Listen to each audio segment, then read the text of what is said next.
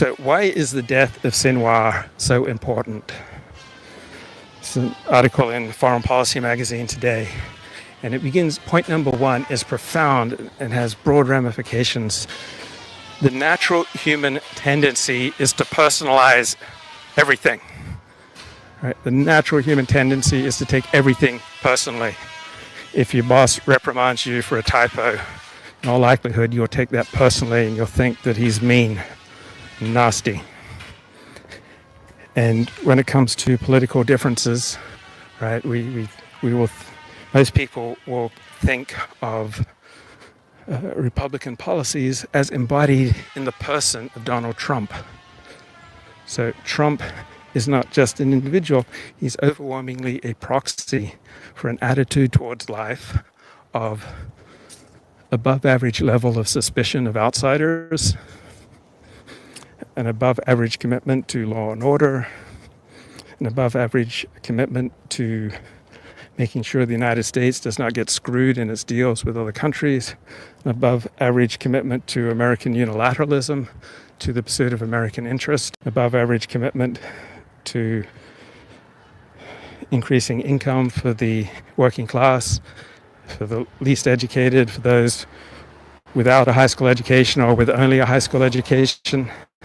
Right? Donald Trump is a proxy. He is an embodiment. He's a way that people experience politics personally. And if you support the policies, you will be far more likely to like Donald Trump. And so Sinwar was an embodiment of Hamas. And while the death of Sinwar does not mean the end of Hamas, it is a necessary precondition for the end of Hamas. So when Osama bin Laden was killed, right, ordinary Americans celebrated. Right, elites, you didn't see elites out in the street waving the flag.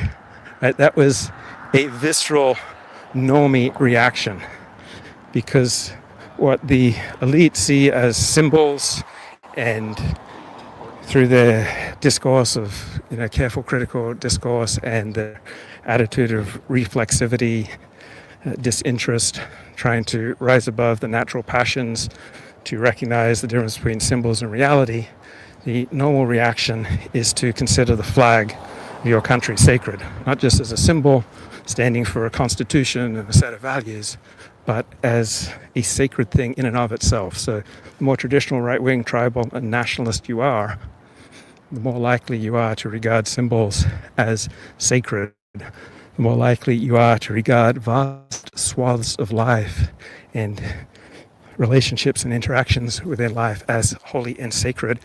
And the more intellectual you are, the more you're a child of the Enlightenment, right, the less likely you are to discern the sacred and the divine in life, and the more likely you are to understand what normal people regard as sacred as just symbolic of a set of abstract values. So normal Americans celebrated the death of Osama bin Laden. Not so much exuberance on the part of our intellectual elite, and so too with the death of Sinwar. Normies, right, celebrated this.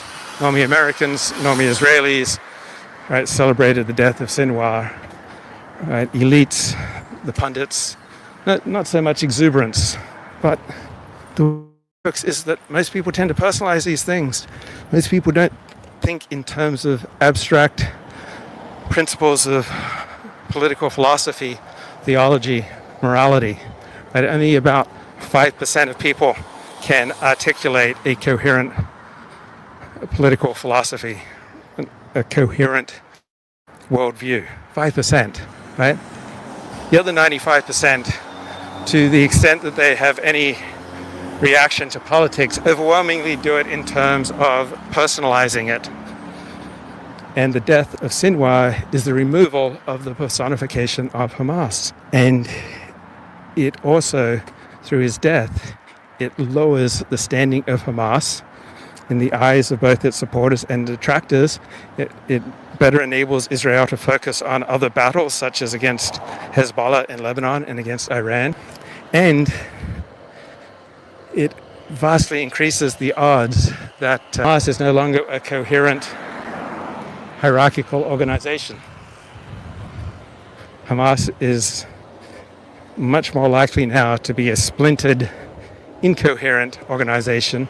The more splintered Hamas is, the more likely it is that some members of Hamas will recognize incentives to make deals to perhaps release some of the hostages under their control in return for their life and safety, and perhaps their ability to leave Gaza.